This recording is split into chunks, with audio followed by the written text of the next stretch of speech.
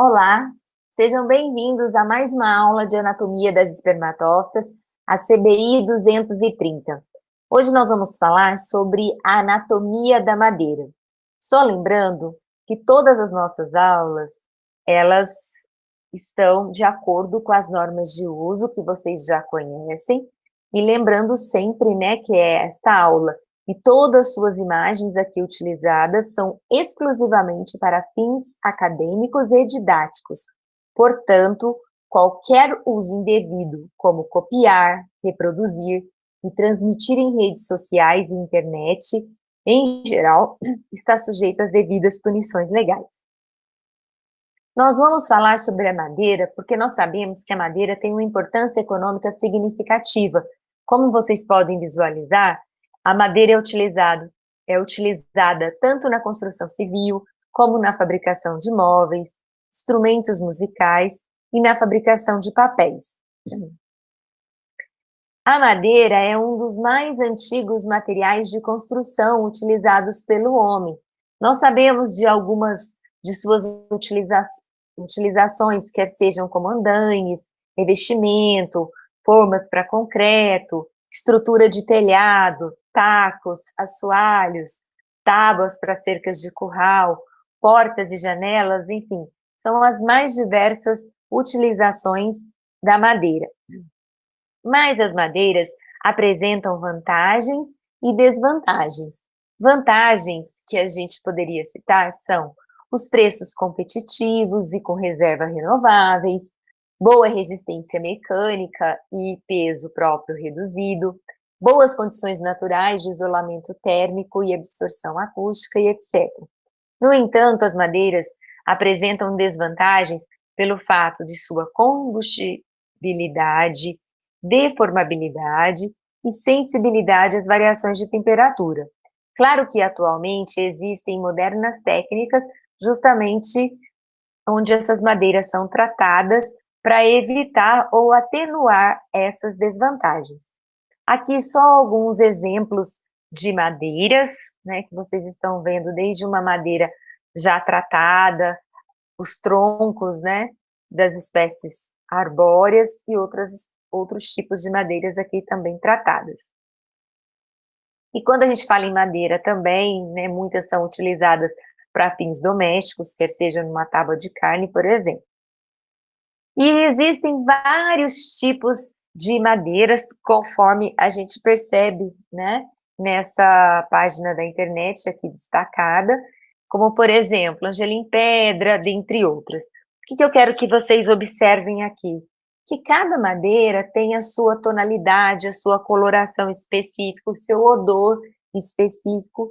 Então, são várias as características analisadas de uma madeira. Madeiras que são mais leves, madeiras que são mais pesadas. Mas, afinal de contas, o que é a madeira? E aí, a gente tem que saber um pouco de anatomia vegetal para poder responder essa pergunta. Porque a madeira nada mais é do que o lenho, ou seja, o xilema secundário.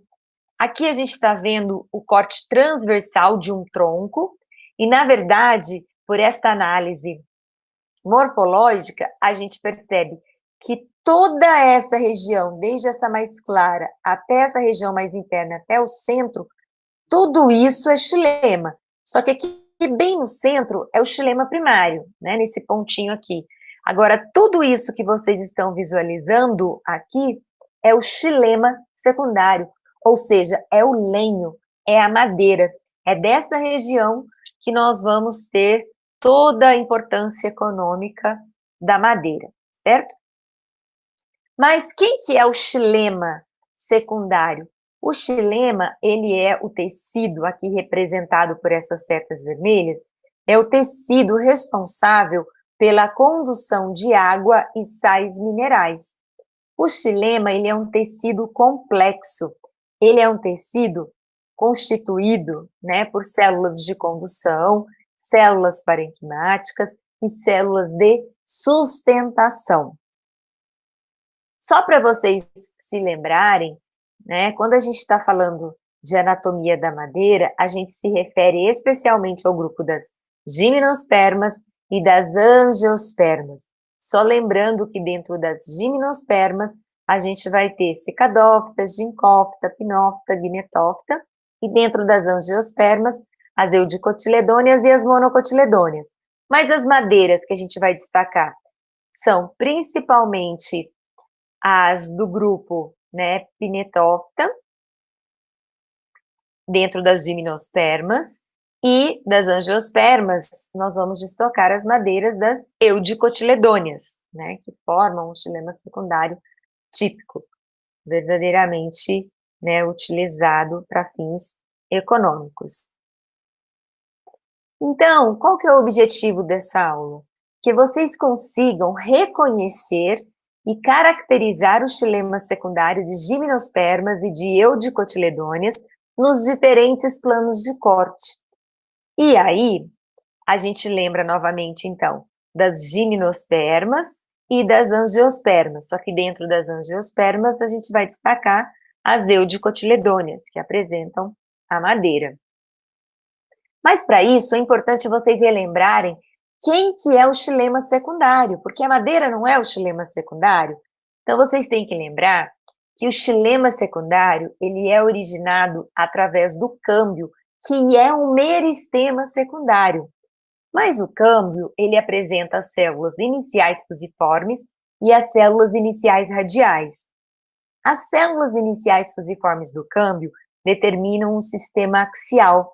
Neste sistema, este câmbio vai originar células de condução, ou traqueide, ou os elementos de vaso, traqueide nas gimnospermas e elemento de vaso nas angiospermas, que são responsáveis pela condução de água e sais minerais. Depois, nesse sistema axial, ainda encontramos as fibras ou fibrotraqueídeos, que são células de sustentação e eventual armazenamento.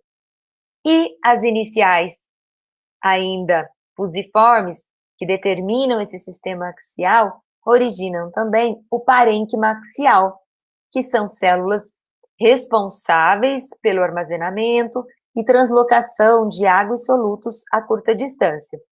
E as iniciais radiais do câmbio vão originar o sistema radial, que por sua vez origina o parênquima radial, ou simplesmente raio, responsáveis pelo armazenamento, translocação de água e solutos a curta distância. Ou seja, o xilema secundário, ele é um tecido complexo. E aí, vamos relembrar os principais tipos celulares, né, os tipos celulares encontrados nesse xilema secundário? Nós temos aqui o elemento de vaso, desde essas células mais curtas e largas, como a gente evidencia aqui na letra C, até células que são um pouco mais alongadas e estreitas. No entanto, elemento de vaso obrigatoriamente apresenta o quê? Placa de perfuração, ou seja, nas extremidades dessa célula, nós vamos perceber uma perfuração, que pode ser total ou parcial. Além disso, nós podemos encontrar, ao invés de elemento de vaso, dependendo do grupo taxonômico que a gente está trabalhando, a traqueide como célula condutora. Em geral, nas gimnospermas nós encontramos a traqueide e nas angiospermas os elementos de vaso. Lembrando que as traqueídes já são células alongadas, estreitas, mas as extremidades, elas são também o quê? Imperfuradas, ao contrário dos elementos de vaso, que apresentam as placas de perfuração. Estes dois tipos celulares apresentam pontuações areoladas, conforme nós já estudamos, tanto na aula de parede celular, como dentro da aula de xilema.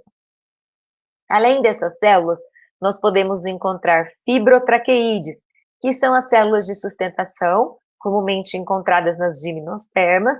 São células também alongadas, estreitas e perfuradas. Todas essas células que eu tenho falado até o momento são células que apresentam deposição de parede secundária e são células mortas. Estas células assumem a função de sustentação e apresentam uma pontuação areolada em fenda. Depois, nós temos a fibra, que também é um outro tipo celular do xilema secundário, É uma célula alongada, estreita, extremidade afilada, célula morta e apresenta pontuação simples. E nós temos as células de parênquima axial, que já são células vivas, ou dependendo no xilema secundário, elas também depositam a parede secundária e morrem, já num estágio maior de maturidade. E temos aqui as células de parênquima radial, ou seja, o raio. O que a gente percebe? Né? Elementos de vaso traqueídeos, células de condução.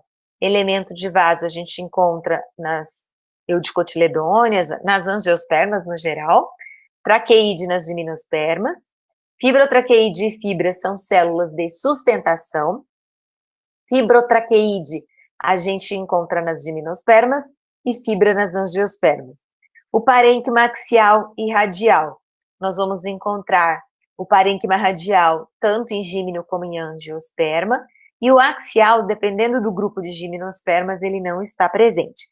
Ou quando está presente, é fazendo parte, por exemplo, de um canal secretor. Uma estrutura secretora, não necessariamente só o canal, né? Aqui a gente tem uma imagem de anatomia, destacando o xilema secundário aqui nessa seta. Toda essa região, apontada pela seta azul, indica xilema secundário. Ou seja, eu já consigo visualizar o raio no xilema secundário que eu não observava no xilema primário. E o xilema secundário, que é a madeira, certo? E quando a gente fala em madeira, ou seja, em xilema secundário, em lenho, a gente sabe que nenhum outro tecido vegetativo da planta possui a direção da evolução tão claramente definida como o xilema secundário, devido justamente à vasta gama de dados comparativos na estrutura da madeira, que resultam aí em informações em termos evolutivos, a gente consegue definir várias informações a partir dos registros fósseis que já foram encontrados, justamente porque no xilema secundário as células já são mortas, elas se mantêm, então, ao longo, né, dos milhares de anos. Aqui alguns exemplos, né, desse xilema secundário. Também tem uma potencial contribuição do lenho fóssil na filogenia das angiospermas, porque os dados paleontológicos, eles podem dar uma significante contribuição para o entendimento da evolução da estrutura do lenho e, consequentemente, o desenvolvimento de hipóteses filogenéticas. Aqui, só para a gente ter a ideia, né, do crescimento secundário de uma planta, o câmbio é o meristema secundário. Aí o câmbio internamente origina xilema secundário e externamente o floema secundário. E o felogênio, ele vai originar internamente feloderme e externamente o suber. Certo? E aí a gente vai estudar só essa parte aqui do xilema secundário. Notem, no xilema secundário, na madeira, a gente tem uma região ativa verdadeiramente no que se refere à condução de água e sais minerais, que é denominada de alburno.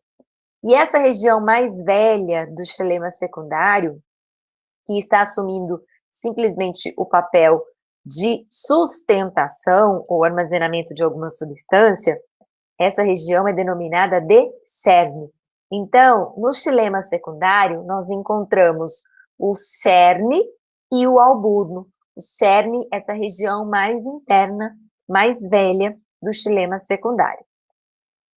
Na verdade, o xilema secundário tem uma longa história a nos contar, justamente porque os fatores ambientais, eles ficam registrados nesta madeira. Por exemplo, se a gente tem um período chuvoso num determinado ano, ou teve um período de queimadas, enfim, tudo isso está registrado na madeira. Inclusive, existem vários estudos ecológicos utilizando a madeira como a principal fonte de informações. Então, aqui só para vocês terem uma ideia, nesta imagem, então, por exemplo, na imagem A, é a fase jovem, né, de desenvolvimento desse xilema, então aí no xilema primário, bem no início de desenvolvimento da planta. Imaginem que a gente está falando do caule. Na letra B, já tem um desenvolvimento maior. O que vocês estão percebendo aqui? A formação dos anéis de crescimento, né, que a gente observa nesse xilema secundário. Mas vamos destacar os pontos principais. Por exemplo, em F, houve um dano nesse anel de crescimento, houve alguma alteração.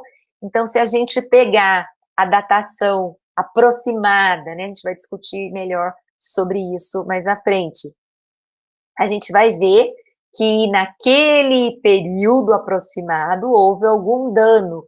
E aí, se a gente for analisar o que aconteceu no ambiente, por exemplo, um período, né, de fogo, enfim, a gente consegue retratar muita informação a partir do estudo do lenho, da madeira, do xilema secundário.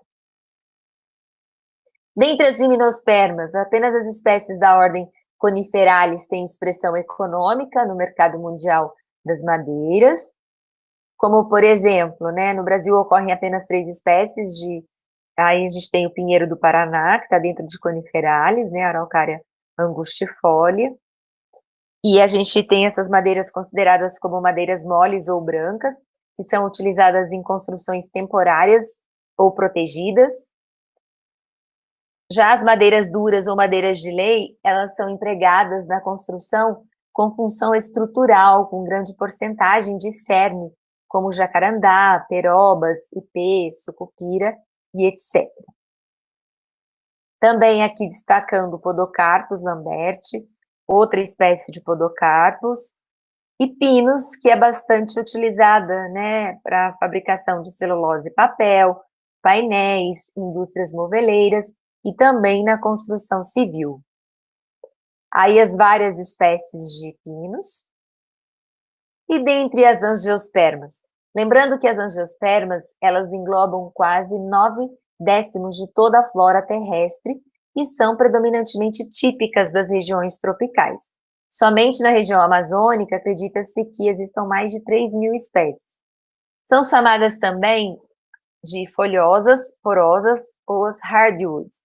Lembrando que esse termo hardwood, né, que tem tanto em magnolides e eudicotiledôneas, e softwood em coníferas, não expressam a densidade relativa, ou seja, a massa por unidade de volume, ou dureza da madeira. Por exemplo, uma das madeiras mais leves e macias é a madeira balsa, certo? Uma eudicotiledônea tropical. E em algumas coníferas, como o pinheiro americano, elas são mais duras que algumas hardwoods. Muito bem.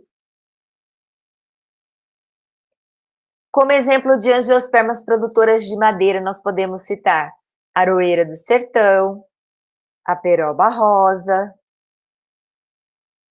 ipê, imbuia, jacarandá, pau-marfim, cerejeira, cabreúva e várias dessas aqui que eu estou passando para que vocês tenham uma ideia, né, da diversidade de madeiras.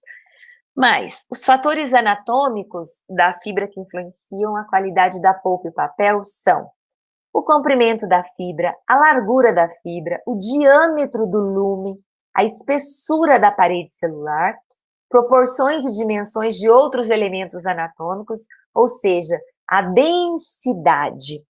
Tudo isso, para quem trabalha com a fabricação de papel, tem que ser levado em consideração. Então, o que a gente vai perceber?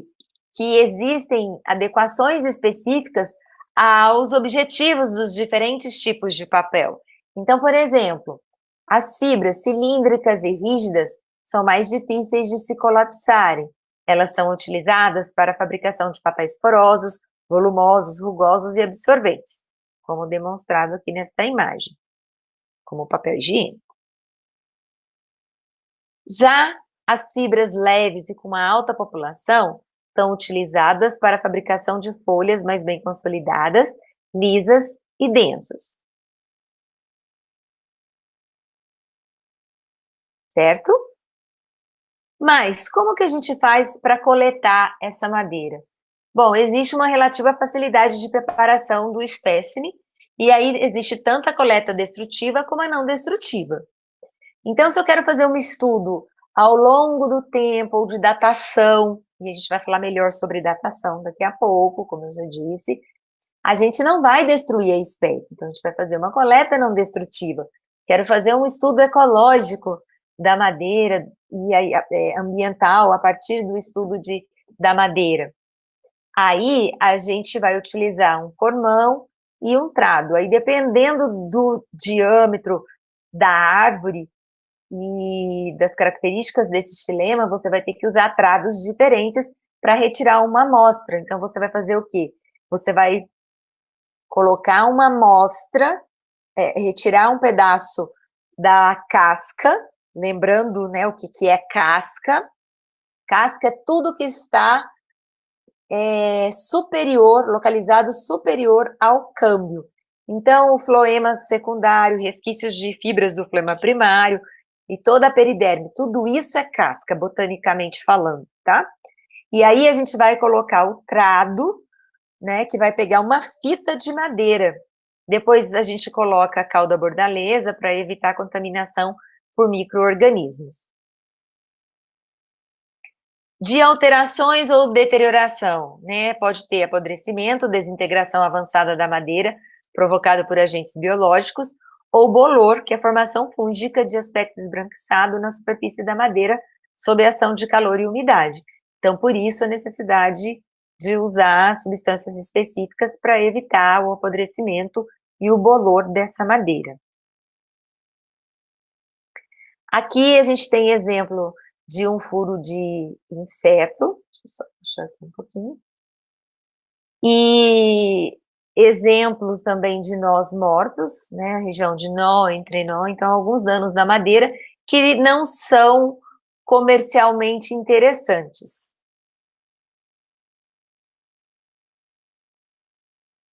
Exemplos de nós vivos, enfim. Para quem vai trabalhar com a madeira diretamente, na construção civil tem toda uma exigência. Aqui, só por curiosidade mesmo, né, a título de curiosidade, como eu falei para vocês, os diferentes tamanhos de trados de incremento, dependendo da característica da árvore que está sendo analisada. As amostras obtidas, por exemplo, por este trado, possuem de 5,15 milímetros e são produzidas em diversos tamanhos, partindo de 15 centímetros até 1,5 metro de comprimento. Então, aqui, só para vocês terem a ideia, né? Tem o extrator, que retira a amostra do xilema de dentro do trado. Aqui é o trado, que é a peça que vai penetrar na madeira, e o cabo dele. Aqui já com a outra dimensão. E tem também o trado motorizado, né? Que é possível adaptar o motor da motosserra ou compra-se uma furadeira gasolina para fazê-lo funcionar. E aí ele é feito sob encomenda em empresa especializada. Por exemplo, aqui no Brasil a gente encontra em tornearia de precisão na cidade de Piracicaba. E esse é um dos modelos, né, que eles produzem. E as amostras obtidas com esse tipo de trado possuem de 12 milímetros de diâmetro, além do uso na dendrologia, podem ser utilizadas na anatomia do lenho. Vejam aqui, o diâmetro já é maior, ele pode ser todo motorizado, né, adaptado, como a gente falou. E aí você vai extrair a amostra desejada, a partir de uma coleta não destrutiva. Só que, infelizmente, a gente tem no Brasil muita coleta destrutiva. Aqui, por exemplo, né, a gente está vendo pedaços de madeiras em caminhões, e aqui, só aproveitando, né, dependendo da espécie, a gente vai ter bem nítida a separação entre alburno e cerne. Já em outras, a gente não tem essa diferença nítida. No entanto, a gente sabe que essa região aqui, que é a região mais externa, mais próxima ao câmbio, é a região do alburno, onde tem as células mais recentemente formadas pelo câmbio, e é a região onde tem a condução de água e sais minerais realmente ativa, ok? Aí nós temos a observação macroscópica, utilizando, né, uma lupa e amostras de madeira. Então, nessa visão macroscópica, a gente já consegue ter uma ideia desse xilema secundário. Por exemplo, aqui são os elementos de vaso, aqui são as fibras, desculpa, aqui é o parênquima axial, tá? Parênquima axial, aqui são as fibras, e aqui essas linhas que vocês estão visualizando são os raios. Notem mesmo, através, né, da morfologia externa, né, a partir da lupa, a gente conseguiu pegar aqui uma placa de perfuração escalariforme. Que show! Aqui a gente consegue ver os elementos de vaso, né, todo com tilose, então são os tilos, que eles já não são mais ativos, tá?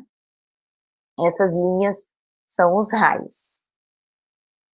Então, na observação macroscópica, a gente tem um pedaço de uma amostra de madeira, e nessa amostra a gente observa em lupa, e aqui a gente está vendo os elementos de vaso, neste caso ainda com presença de uma substância, né, então pode ser uma resina, por exemplo, e aí a gente observa aqui, nessas regiões mais esbranquiçadas, o parênquima axial, essas linhas, o parênquima radial, e aqui nessa região mais escura, a gente observa as fibras. Tudo bem?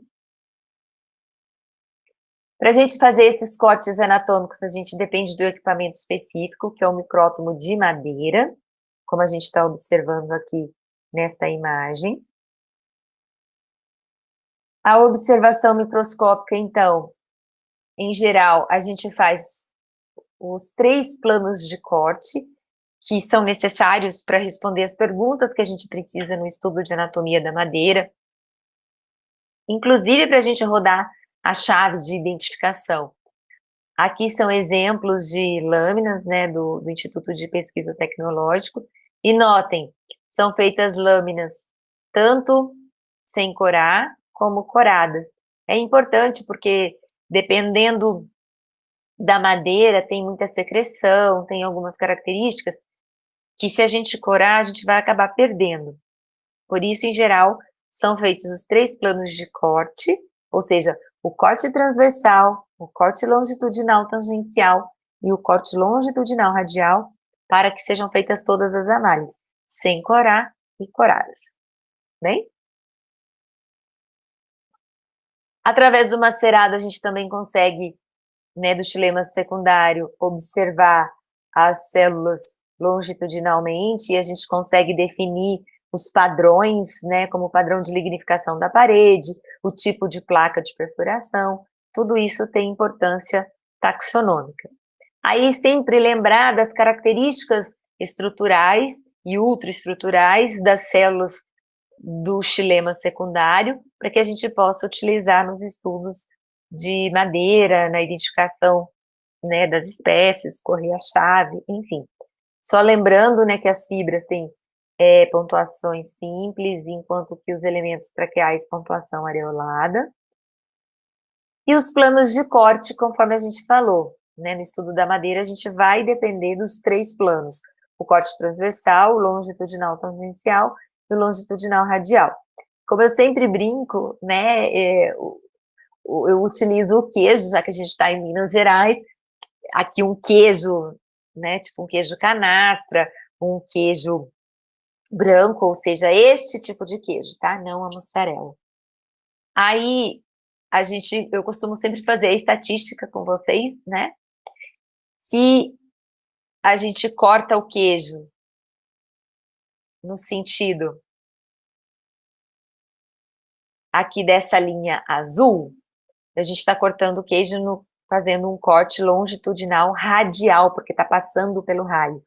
Já se a gente cortar o queijo nesse sentido, a gente vai ter um corte longitudinal tangencial. Mas trazendo isso para madeira, então a gente tem aqui um corte transversal, que é o corte feito perpendicular ao maior eixo do órgão, Neste corte transversal, agora, baseado em todos os conhecimentos anatômicos que vocês têm, a gente já consegue ser mais direta e falar, né, da forma que nós visualizamos esses cortes. Então, nós temos aqui o corte transversal, que é o corte feito perpendicular ao maior eixo do órgão, e onde a gente consegue visualizar o diâmetro das células do sistema axial e o comprimento dos raios, certo? Ou seja, eu vejo o comprimento do elemento de vaso, eu vejo o diâmetro do elemento de vaso, eu vejo o diâmetro do parênquima axial e vejo o diâmetro das fibras.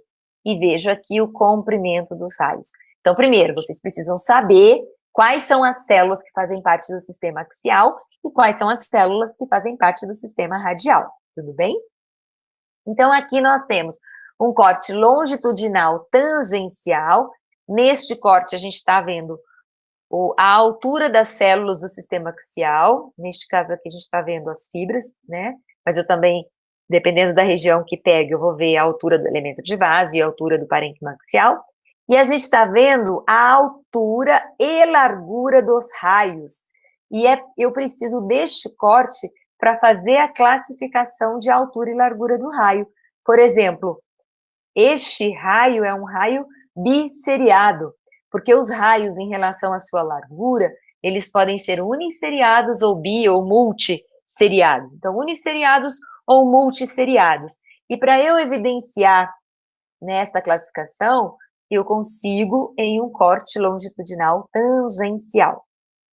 Neste outro corte, que é o corte longitudinal radial, eu vou observar o quê?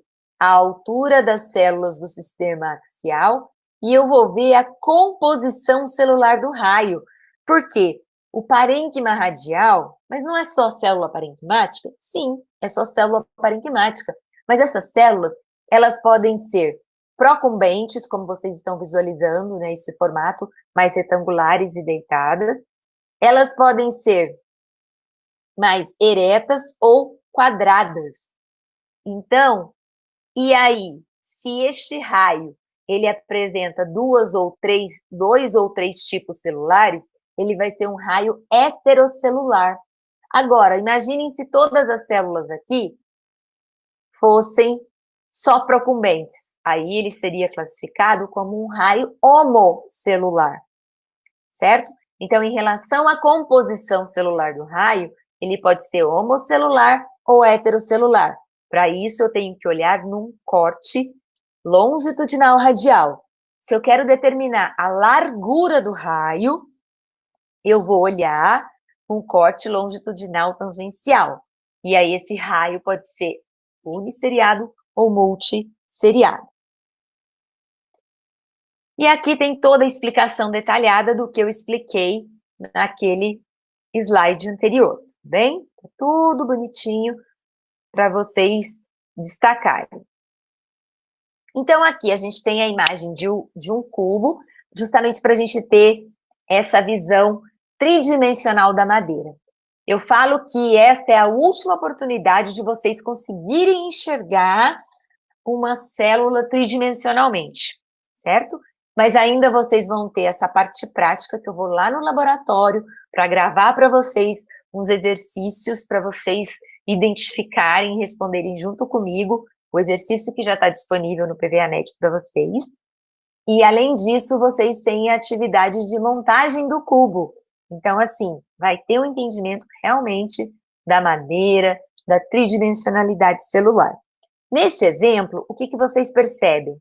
O corte transversal, nesta região, onde a gente visualiza, mais uma vez, o diâmetro das células do sistema axial, inclusive essas células com maior diâmetro são os elementos de vaso.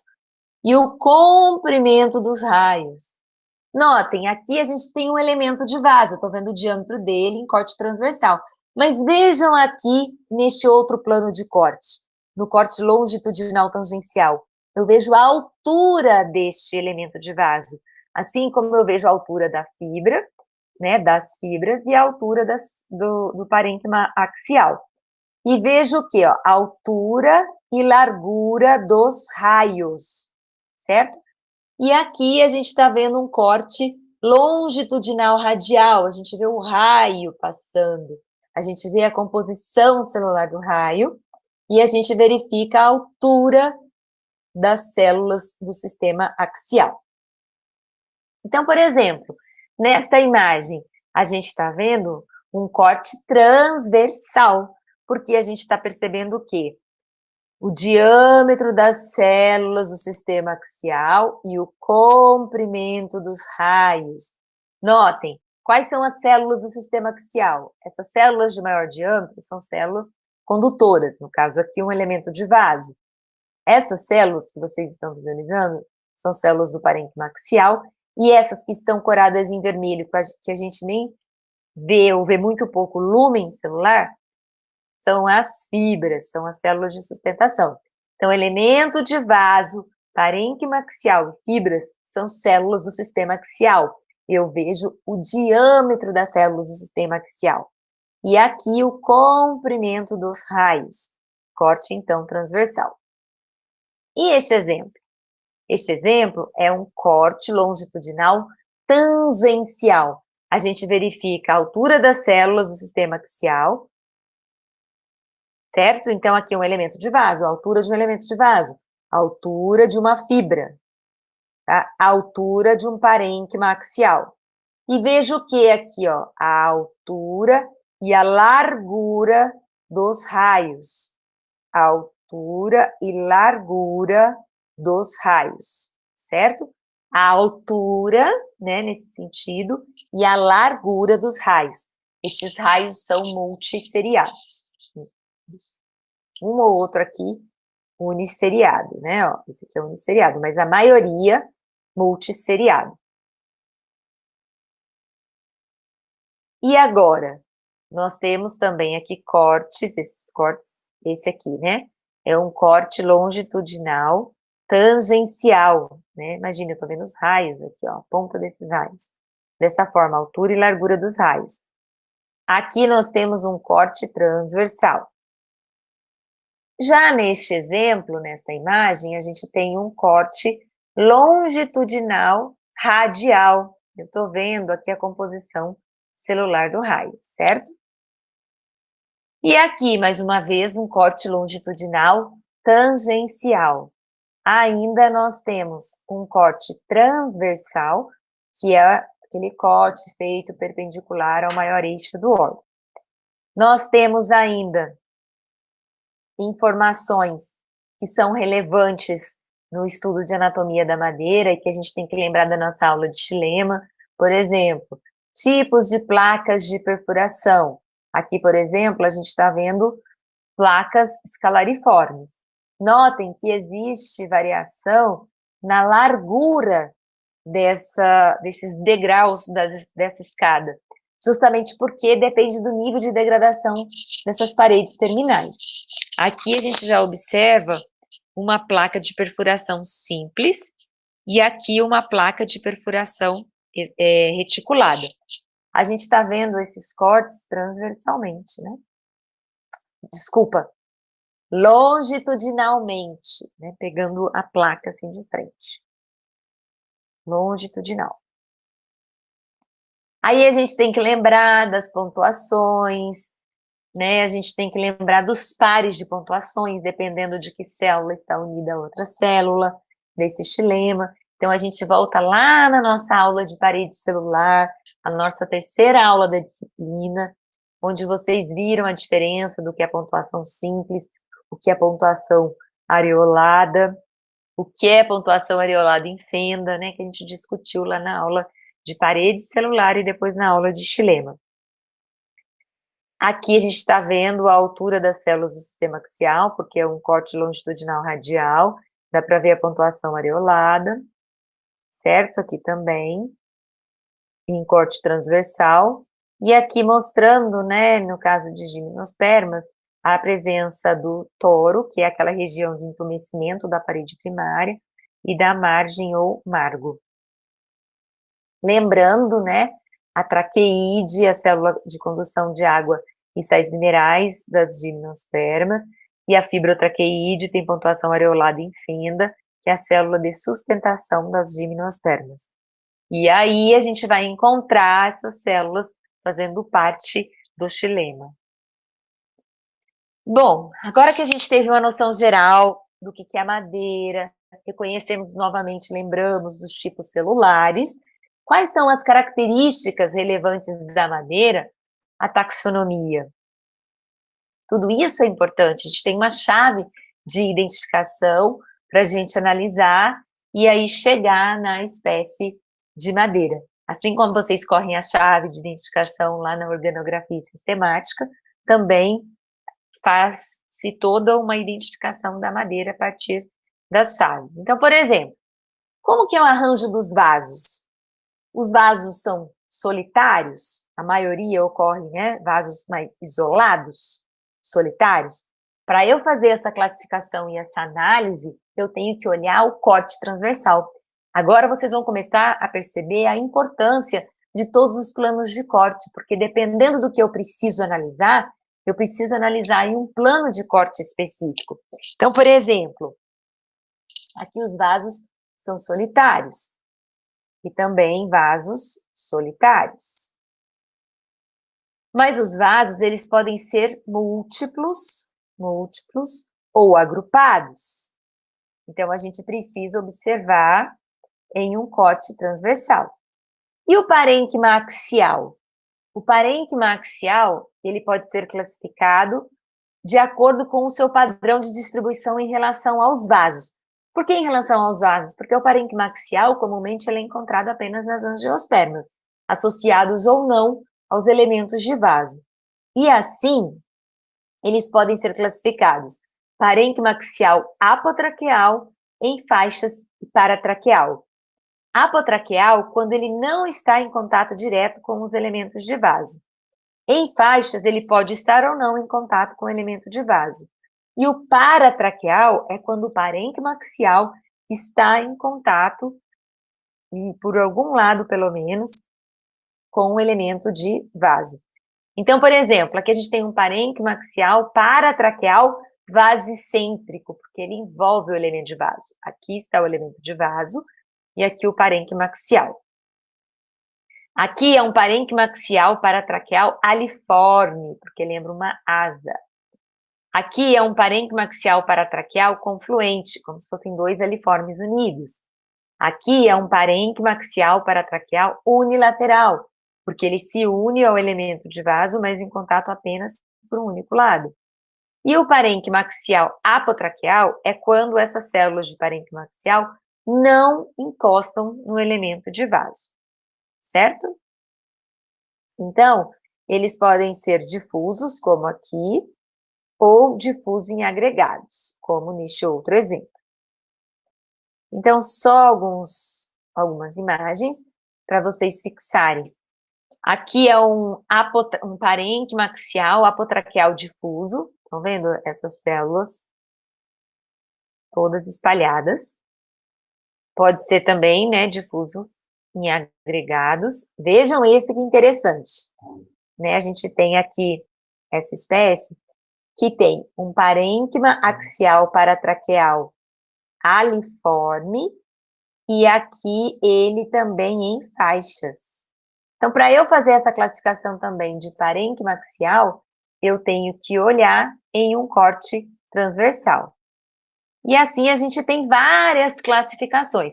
O que é importante vocês perceberem é que se eu quero determinar arranjo dos vasos e classificar o parênquima axial, eu tenho que olhar em um corte transversal. Aqui, por exemplo, é o corte transversal do Angelim Pedra, que é utilizado na construção civil pesada interna, como vigas, caibros, pranchas, tábuas, utilizadas em estruturas de coberturas, enfim, tem toda a contextualização para facilitar o entendimento de vocês, né? Por que a gente estuda essas madeiras? Por que essa característica estrutural é importante e no que vai refletir, né? Em que tipo de madeira vai refletir? Por exemplo, é utilizada para fabricação de portas venezianas e etc. E tem toda uma literatura específica, né, sobre cada espécie de madeira que tanto caracterização, né, anatômica dela, e como a aplicação dessa madeira. Aqui toda a literatura indicada para quem tiver maior interesse neste aspecto, né. Aqui um parênquima axial paratraqueal unilateral. Vocês estão vendo a diversidade? E aí toda a sua aplicação. Então tem toda a exemplificação que a gente comentou anteriormente. E aqui lembrando, né, que a nossa bandeira ela foi inspirada na anatomia da madeira, né, gente? Então, assim, lógico, né, gente, é uma brincadeira, mas para mostrar para vocês que aqui lembra o quê? Um parênquima axial paratraqueal aliforme. E em relação ao parênquima radial? Para eu fazer a classificação do parênquima radial, eu tenho que analisar o corte longitudinal radial. E aí, nós vamos encontrar quais tipos celulares desse parênquima radial? Células procumbentes, células eretas e células quadradas. Aí, como eu comentei com vocês, dependendo da madeira, se o raio for constituído apenas por um único tipo celular, ele vai ser classificado como homocelular. Por 2 ou mais tipos, aí vai ser um raio heterocelular. Mas se eu quero fazer uma análise da largura desse raio, se ele é unisseriado ou multisseriado, eu já tenho que olhar um corte longitudinal tangencial. Então, aqui seria uma análise de um corte longitudinal tangencial e aqui um corte longitudinal radial para a gente fazer as devidas classificações. Na aula prática, eu vou mostrar para vocês 2 lâminas e aí em quais planos de corte a gente analisa cada lâmina e vocês vão responder a atividade junto comigo lá na aula prática, tudo bem? E qualquer dúvida que vocês tiverem, vocês vão voltar nesta aula para poder responder as questões do exercício, já disponível no PBAnex para vocês. Aqui um corte longitudinal tangencial de eucaliptos, mostrando o que? Um raio unisseriado. Aqui, dessa outra espécie, de uma angiosperma, um raio multisseriado. E aqui, em relação à composição celular do raio, com células quadradas e procumbentes, é um raio heterocelular. A estrutura do lenho, como eu já cheguei a comentar um pouco com vocês, né, em algumas madeiras tem bem definida a região do alburno e do cerne. O alburno é o xilema funcional em termos de condução de água e sais minerais. O alburno está posicionado mais externamente, enquanto que o cerne mais internamente. Então, o cerne, ele atua principalmente na função de sustentação e é nele que se encontram, por exemplo, acúmulo de substâncias, tilos, né? A gente vai ver o processo de tilose, enfim, é a região mais velha. E aí eu vou deixar aqui para vocês, eu não vou ficar lendo, claro, mas um comparativo das características entre o cerne e o alburno. E na madeira a gente costuma identificar também os anéis de crescimento, que são aquelas zonas que se repetem sucessivamente. E aí fica mais fácil da gente observar em corte transversal. Então, o corte transversal é importante para evidenciar os anéis de crescimento, determinar o arranjo dos vasos, classificar o tipo de parênquima axial, classificar se o lenho é homogêneo ou heterogêneo. Então, aí a gente já destaca a importância do corte transversal. Existem 2 tipos de lenho, né? O lenho inicial ou primaveril e o lenho tardio ou estival. O que acontece? O lenho inicial ou primaveril é aquela porção do anel de crescimento promovida no início da estação de crescimento, onde tem maior disponibilidade hídrica. Então, as células têm menor deposição de parede secundária, consequentemente os lúmenes são maiores e a densidade é mais baixa, adquirindo em conjunto uma coloração mais clara. Enquanto que o lenho tardio já é um lenho, né, estival, que é a última camada formada na estação de crescimento. Então, as células têm maior deposição de parede secundária, então os lúmenes são reduzidos, as paredes, então, mais espessadas, como eu disse, apresentando em conjunto uma coloração mais escura. E para a gente fazer toda essa análise de anéis de crescimento, a gente vai olhar em um corte transversal. Então, por exemplo, aqui eu tenho cortes transversais, e notem, vou pegar essa imagem.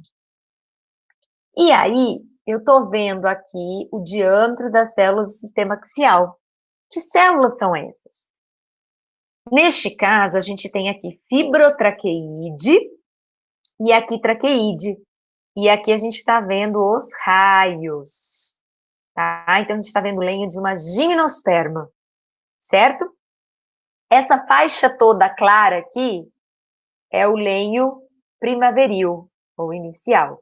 E essa faixa escura, tanto aqui como aqui, é o lenho estival. Aqui um canal secretor, né? Um canal resinífero.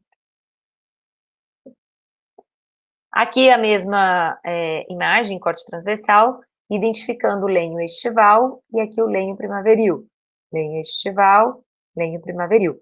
Em geral, no lenho primaveril, como tem maior disponibilidade hídrica e as condições são mais favoráveis, tem-se mais camadas de células, células com menor deposição de parede secundária, então lumens maiores, a densidade menor e uma faixa clara.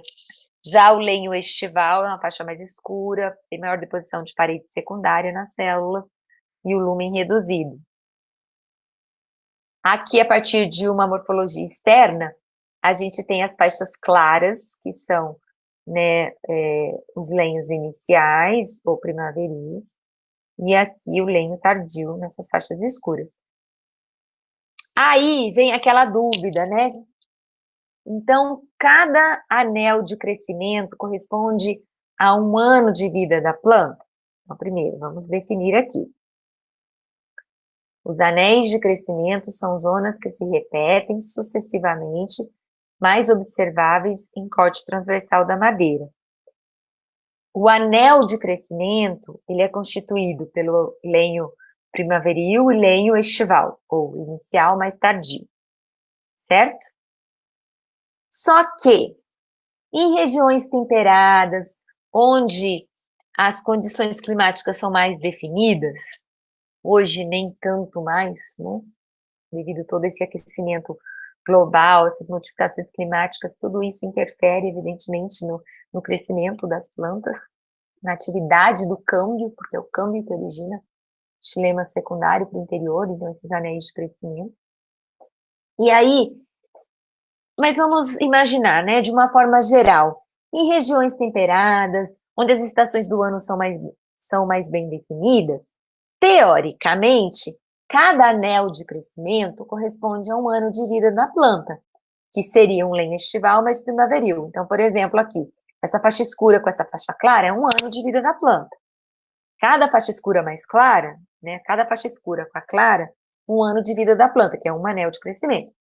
No entanto, em regiões tropicais, é muito delicado a gente falar que cada anel de crescimento corresponde certeiramente a um ano de vida da planta. Por quê? A gente tem veranico no inverno e invernico no verão. E com todas essas alterações climáticas, por exemplo,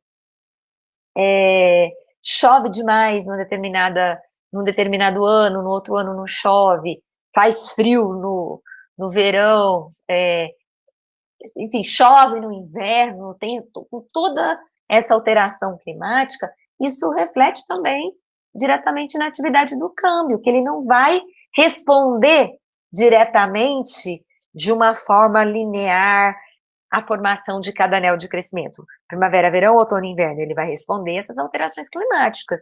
Então, a gente tem uma ideia, né, a gente consegue subestimar a idade da planta, mas não definir com precisão diante de todas essas alterações climáticas, e principalmente em regiões tropicais.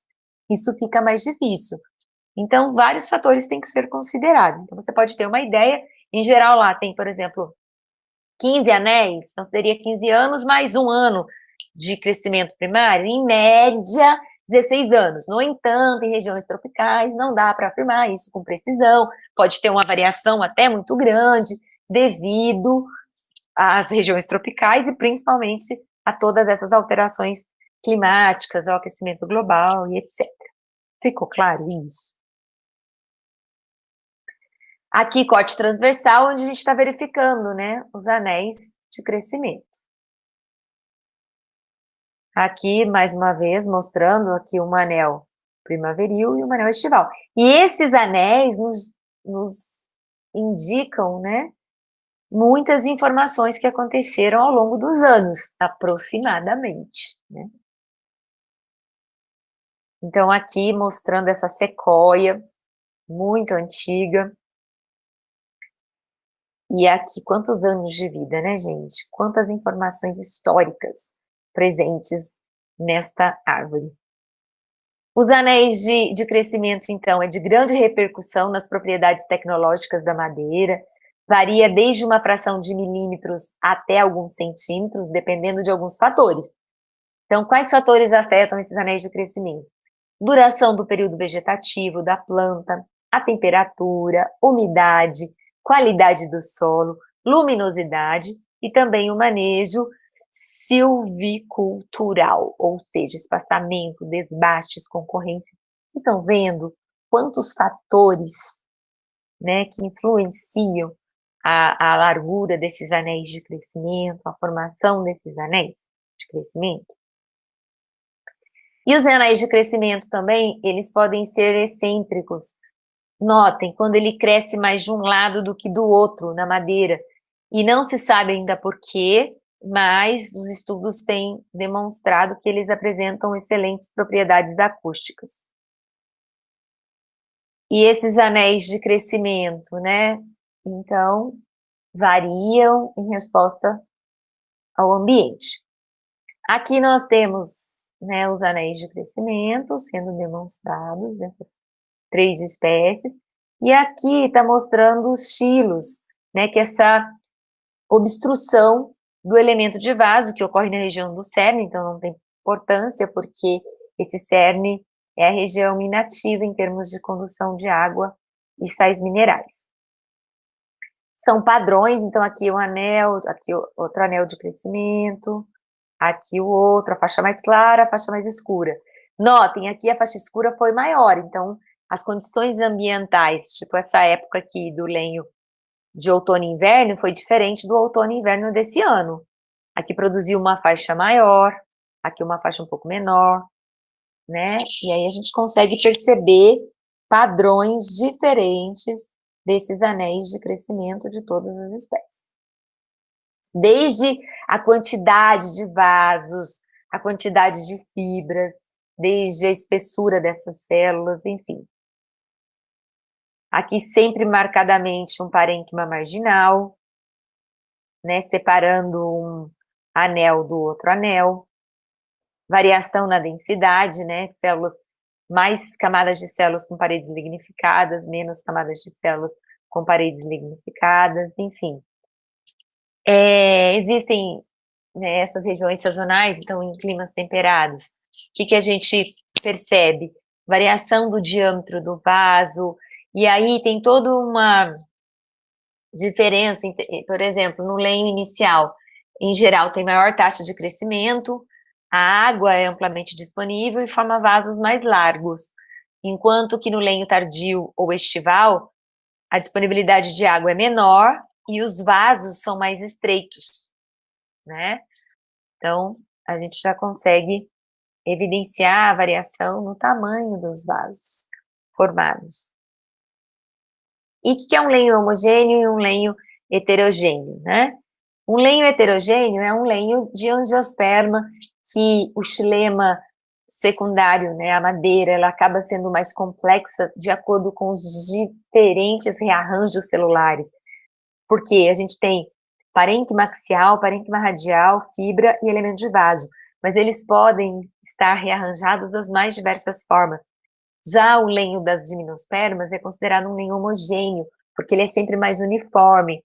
Por exemplo, o lenho de pinos, em geral, ele forma no lenho estival só fibrotraqueide e no lenho primaveril só traqueide, e sempre, né, produzindo raio. Nem tem o parênquima axial, então tem uma uniformidade maior. Então, o lenho das angiospermas é um lenho heterogêneo e o lenho das gimnospermas um lenho homogêneo. Eu utilizo também para esta classificação o corte transversal. E o lenho também pode ser estratificado e não estratificado. Um lenho estratificado, como a gente está percebendo aqui, as células estão dispostas sempre em estratos, e os mesmos grupos de células rearranjados da mesma maneira. Já um lenho não estratificado, o rearranjo é todo diversificado, não seguindo camadas de células, mas sim a disposição aleatória destas células. E aqui a gente tem, né, um quadro comparativo desse xilema secundário, tanto de gimnospermas como de eudicotiledôneas, para facilitar o entendimento como um resumo de tudo isso que a gente falou, tudo bem? Algumas inclusões orgânicas, como os tilos, a gente já falou, a gente já falou do processo de tilose, e aqui dessas inclusões orgânicas, a gente tem óleos, resina, óleo-resina, enfim, isso vai variar, tá? Então, aqui vai ocorrendo a obstrução desse elemento de vaso, muitas vezes que as próprias células parenquimáticas se adentram a esse elemento de vaso e obstruem esses elementos de vaso. Então, formam-se os tilos, e esse processo nós denominamos de tilose. Presença de células oleíferas. Então, dependendo de cada madeira, pode ter secreções, e aí eu tenho que saber, será que essa madeira que tem uma grande secreção, quantidade de secreção, ela é importante, por exemplo, para usar nas siderúrgicas? Quando queimar, será que isso não vai poluir o ambiente? O que isso vai acontecer? Quais apresentam maior combustibilidade, quais menos? Então, tudo vai depender do objetivo da sua madeira, né? Para que você vai usar essa madeira? Para saber qual você deve indicar ou não dentro de cada objetivo aí proposto.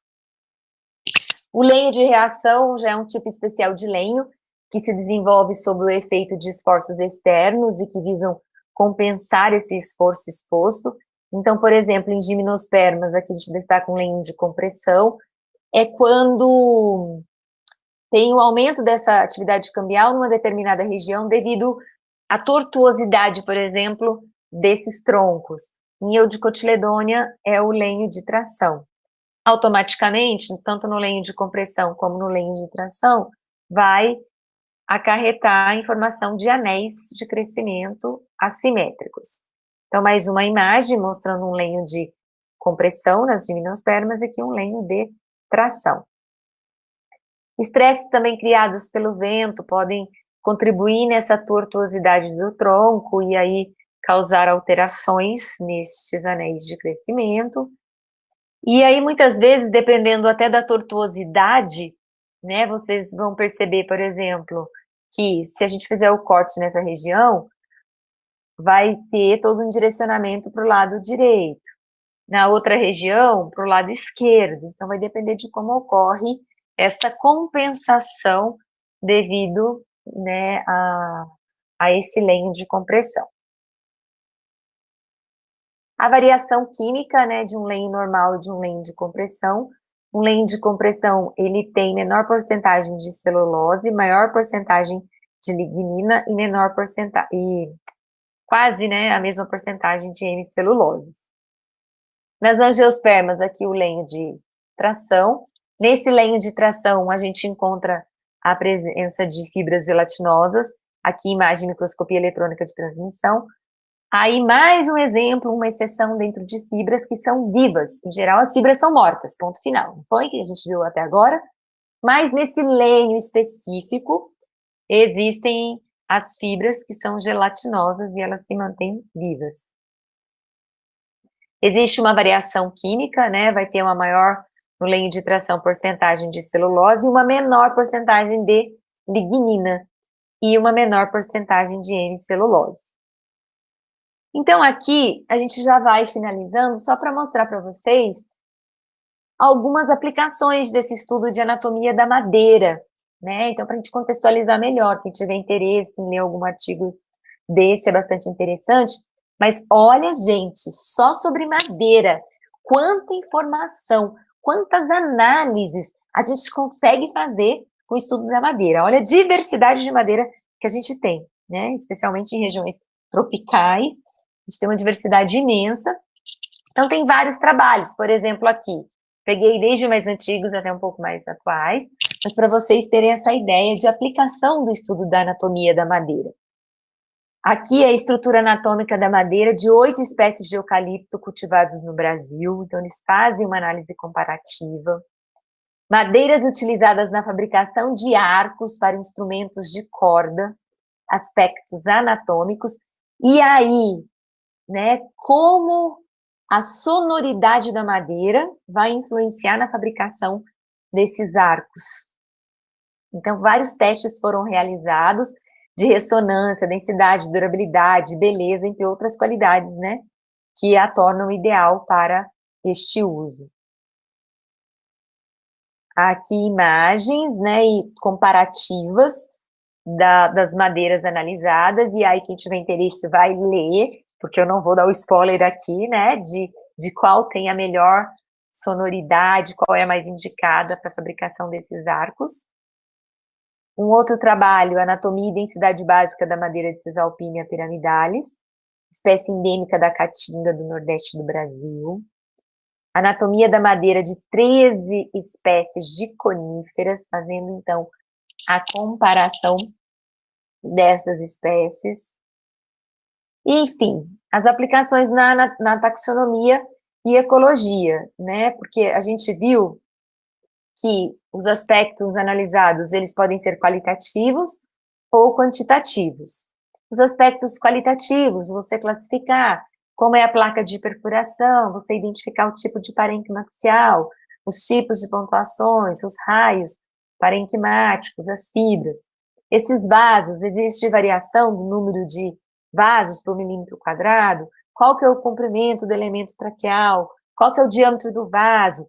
Vocês viram que o lenho primaveril e o lenho estival, né, as condições do ambiente influenciam diretamente no tamanho, né, no diâmetro desses vasos.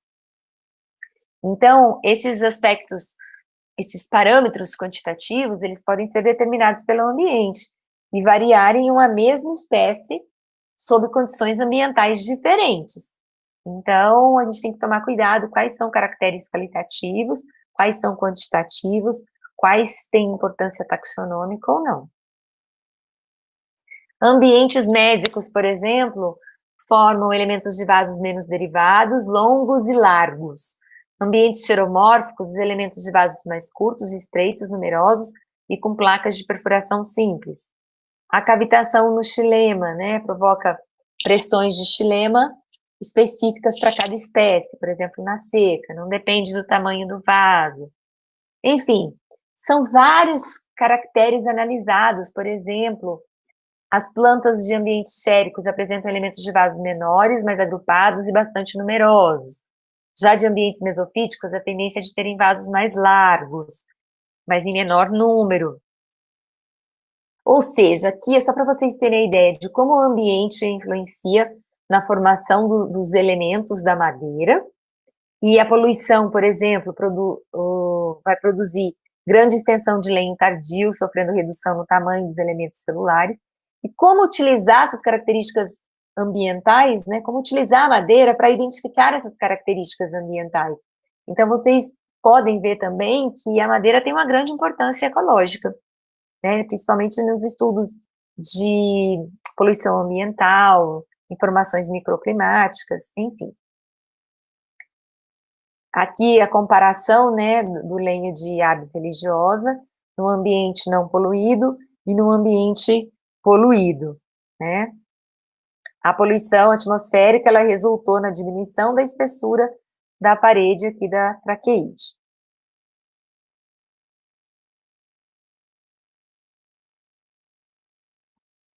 As variações também no microhabitat.